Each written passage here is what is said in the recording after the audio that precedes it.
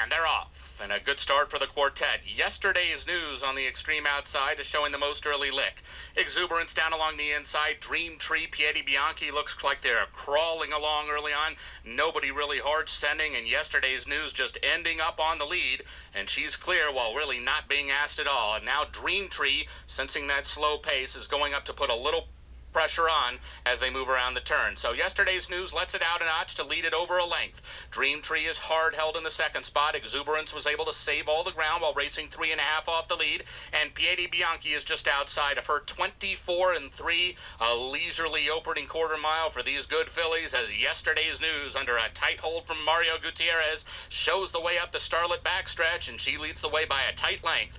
Dream Tree is well out in the center of the track and on hold in the second spot as Exuberance gets a little closer down along the inside, and Piedi Bianchi remains last of the four, but only 3.5 lengths adrift after an opening half mile that was 49-1. Couldn't be going much slower the first part of the race, and they step on it into the far turn. Yesterday's news still the leader, a tight length. Dream Tree there in the second spot, and now there's a little gap between these two and the back markers. Piedi Bianchi has moved to third. She's still 3.5 off the pace. Exuberance has now dropped out to trail. They're at the top of the stretch, and yesterday's news now shaken up on the front end as Dream Tree is up to challenge on the outside, and Dream Tree has gone right on by yesterday's news, and she did it with ease. Dream Tree opening up for Drayden Van Dyke in the Starlet. She's 2.5 lengths in front. Yesterday's news back to second, long way back to Piedi Bianchi. Dream Tree, a star in the making. She wins the Starlet by 3.5.